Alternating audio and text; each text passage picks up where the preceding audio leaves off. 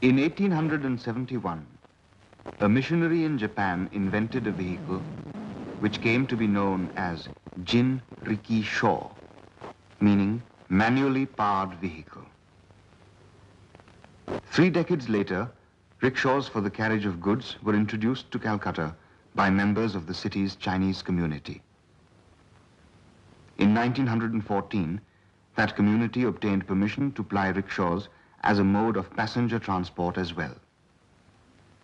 It was a common sight to see Chinese rickshaw-men awaiting custom by the roadside.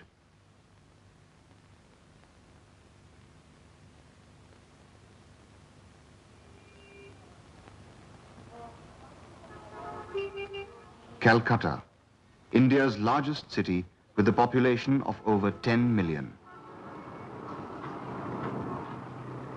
A metropolis whose haphazard planning and growth has led to a chaotic transport situation. There are more passengers than the public transport facilities can handle. There are more vehicles than the roads can take. There are many more pedestrians than the footpaths can take.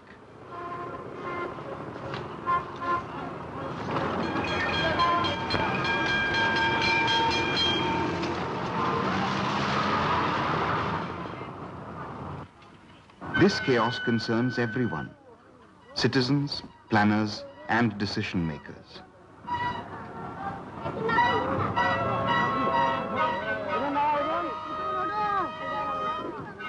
A new transport policy for the city is being evolved. An underground railway is being laid, roads widened, and bridges built. Much money, including a loan from the World Bank, is being pumped into the city.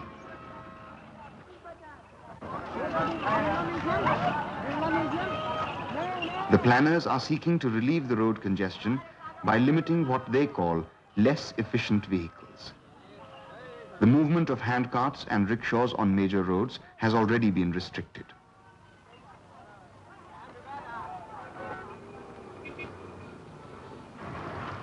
The rickshaw in particular, which has served Calcutta for over 8 decades, faces virtual extinction as a result of a legislation introduced by the state government in 1981.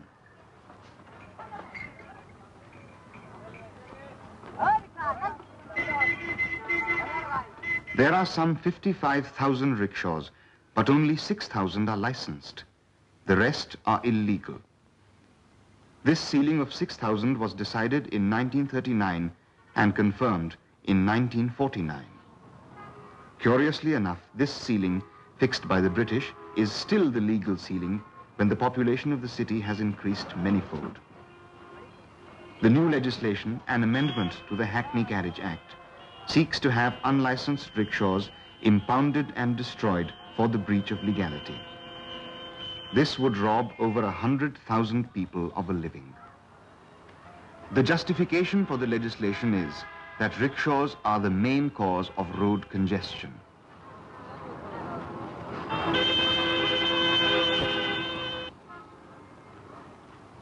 But is this true? The experience has been that any mode of transport can cause a jam.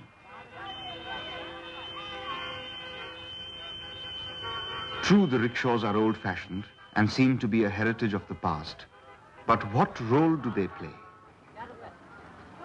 They are important providers of transport.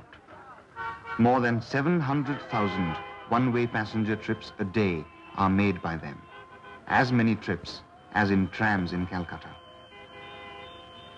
The rickshaw also provides a relatively cheap and easy-to-learn trade to earn a living. For the owners, it provides a lucrative investment with a return as high as 150% per year. Rickshaws are rarely owned by pullers. They are hired by the pullers for 2 rupees for an 8-hour shift. It is not uncommon for the owner to be a policeman who builds his fleet from vehicles that have been officially confiscated.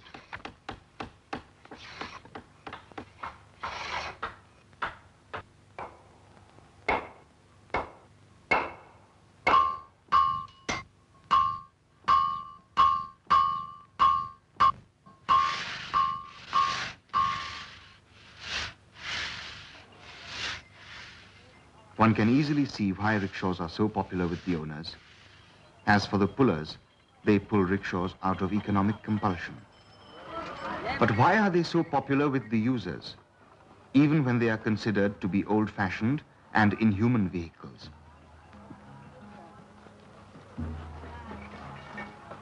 The first reason is trust. Rickshaw pullers and their users develop an intimacy because of a common human factor. Even parents are prepared to trust their young children to rickshawalas. The elderly are conveyed with gentleness and are protected from being jostled in buses and trams. During the peak hours when other modes are grossly overloaded, rickshaws provide a comfortable ride.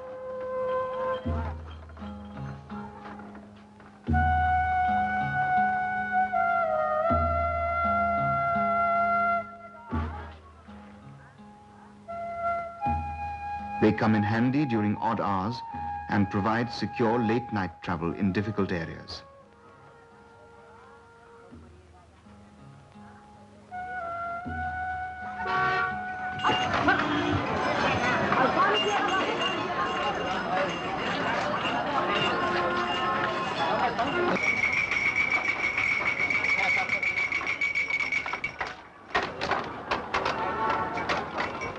The transportation of goods accounts for 1/3 of the services provided by rickshaws. Petty merchants find rickshaws ideal for small amounts of goods, not sufficient for larger vehicles.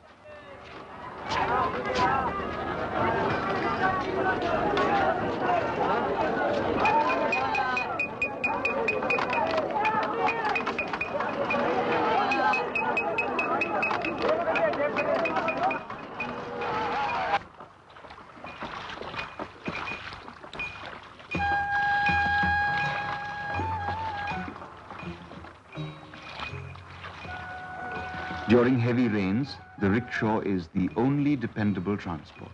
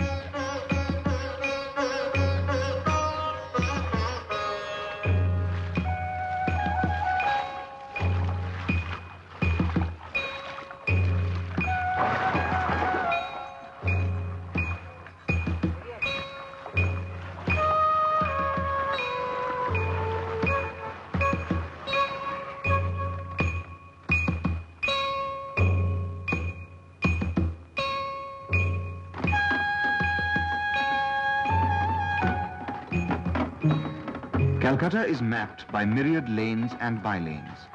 Only about 5% of the city's total space is devoted to roads. Rickshaws, with their high maneuverability, are the only vehicles that have access to such narrow lanes.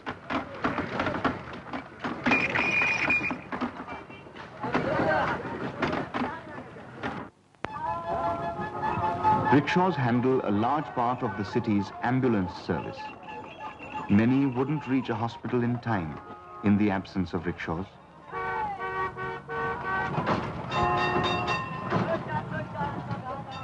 The city has over 55,000 operating rickshaws on any given day.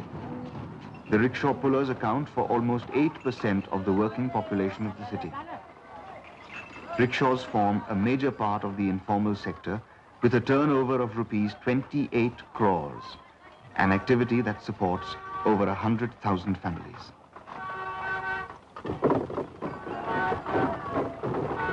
A rickshaw puller is, however, a vulnerable man and is always at the receiving end.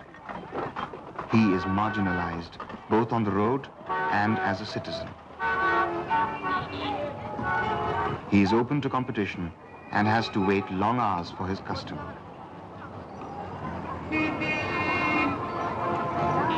There are some pullers' unions, but they do not seem to be very effective.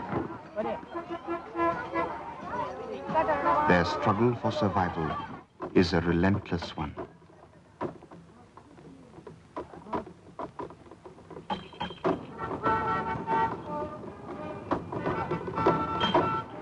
And there are others who claim a share in their meager earnings.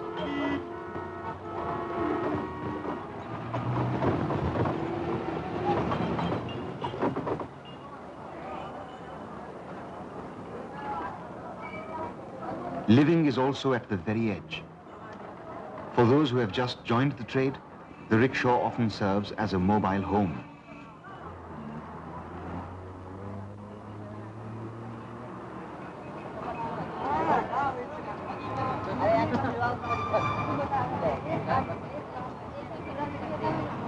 Feeding the entire family means cutting down on personal expenses. While at work, the rickshaw pullers manage with a meager meal of sattu.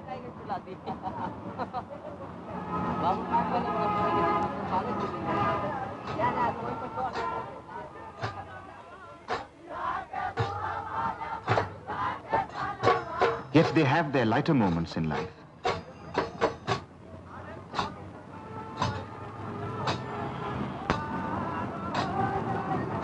A majority of them were drawn to Calcutta by the prospect of increased monetary income and an escape from despotic exploitation in their villages.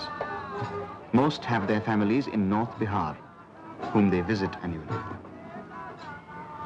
The average rickshaw puller earns about 12 rupees a day, 4 times the amount he could earn from working on the land. Living cheaply in Calcutta means basic food and a basic shelter. Rickshaw pullers have evolved a community life to save the maximum, for there are others back home to be fed.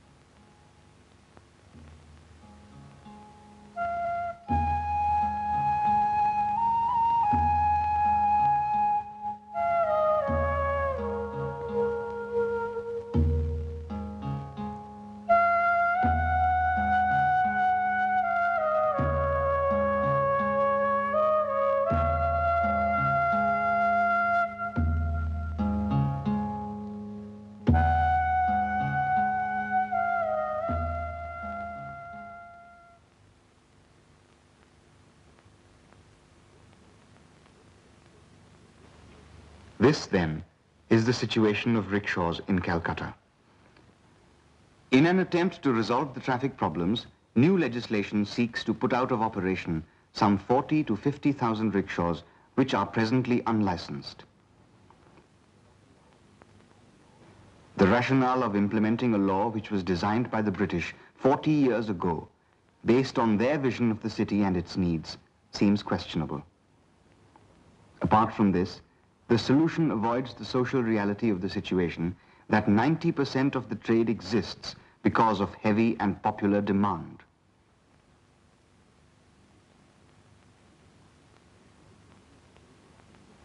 Is it not necessary for us to look at the situation anew?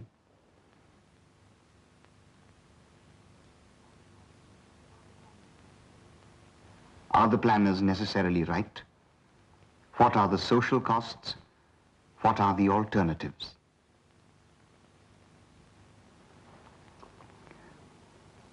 For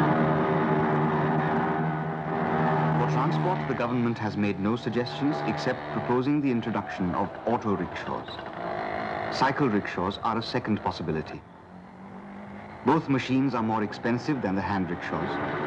The cycle forms twice as costly, the auto from 10 to 30 times. Additionally, auto rickshaws consume expensive resources such as oil and add to pollution, already at a dangerous level in Calcutta. Cycle rickshaws, on the other hand, are believed to be causing far more serious health problems for the pliers. Are these the viable alternatives?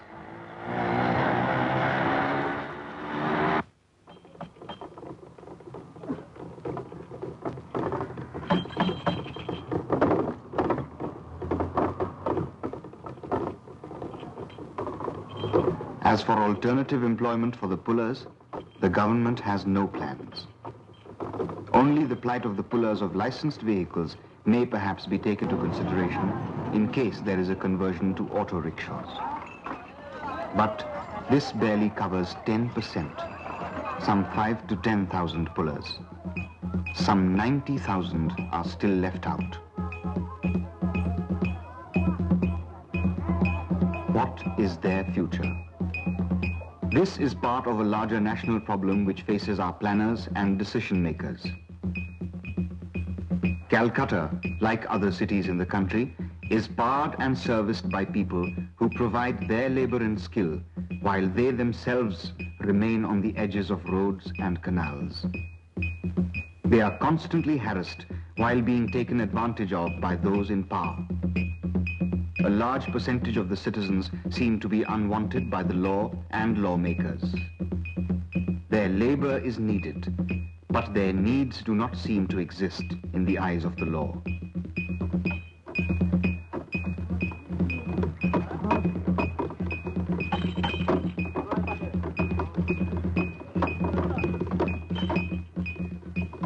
The present plan for rickshaws is only symbolic of the responses of the planners and decision makers in particular, and society in general, towards these marginalized people.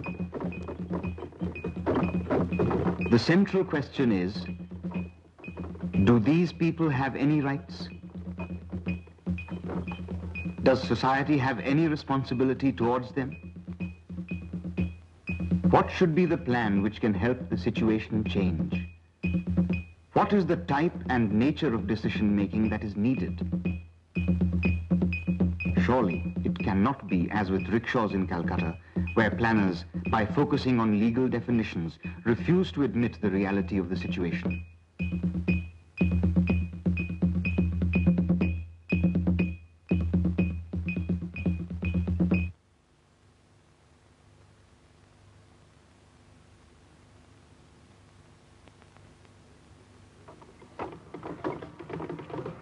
Is it really the dignity of man which is impelling us to evict pavement dwellers from cities, rickshaws from our streets? Or is it simply an aesthetic of what a city should look like, which we are allowing to dictate our decisions? The issue of a man pulling a man cannot be seen in isolation. It has to be viewed as a part of a much larger whole.